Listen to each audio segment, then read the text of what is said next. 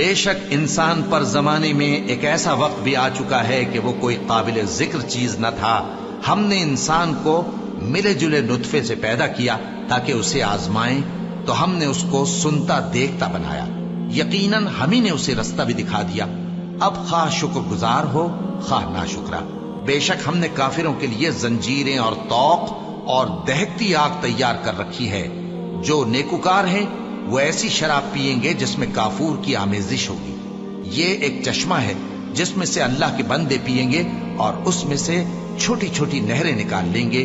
یہ لوگ نظریں پوری کرتے ہیں اور اس دن سے جس کی سختی پھیل رہی ہوگی خوف رکھتے ہیں، اور باوجود کہ ان کو خود کھانے کی چاہت ہوتی ہے مگر فقیروں اور یتیموں اور قیدیوں کو کھلاتے ہیں، اور کہتے ہیں کہ ہم تم کو محض اللہ کی خوشنودی کے لیے کھلاتے ہیں، نہ تم سے بدلہ چاہتے ہیں اور نہ شکر گزاری.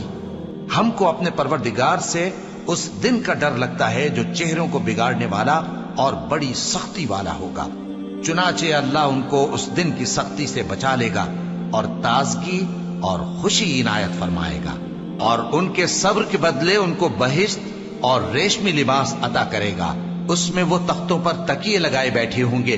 وہاں نہ دھوپ کی حدت دیکھیں گے نہ سردی کی شدت. ان پر درختوں کے سائے قریب ہوں گے اور میووں کے گچھے جھکے ہوئے لٹک رہے ہوں گے، اور خدام چاندی کے برتن لیے ہوئے ان کے ارد گرد پھریں گے، اور شیشے کے نہایت شفاف پیالے اور شیشے بھی چاندی کے جو ٹھیک اندازے کے مطابق بنائے گئے ہیں. اور وہاں ان کو ایسی شراب بھی پلائی جائے گی جس میں ادرک کی آمیزش ہوگی.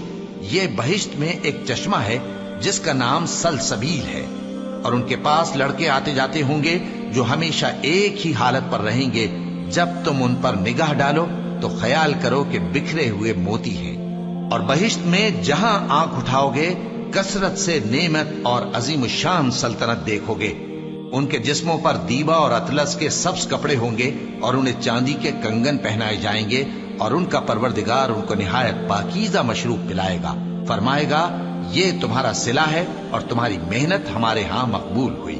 اے نبی صلی اللہ علیہ وآلہ وسلم، ہم نے تم پر قرآن بتدریج نازل کیا ہے، تو اپنے پروردگار کے فیصلے کے لیے انتظار کیے رہو، اور ان لوگوں میں سے کسی بدعمل اور ناشکرے کا کہا نہ ماننا. اور صبح و شام اپنے پروردگار کا نام لیتے رہو، اور رات کو بڑی دیر تک اس کے آگے سجدے کرو اور اس کی پاکی بیان کرتے رہو.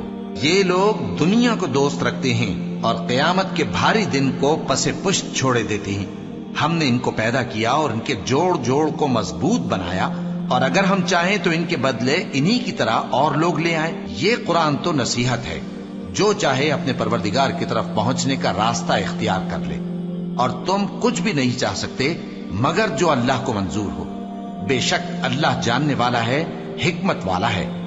وہ جس کو چاہتا ہے اپنی رحمت میں داخل کر لیتا ہے، اور ظالموں کے لیے اس نے دکھ دینے والا عذاب تیار کر رکھا ہے.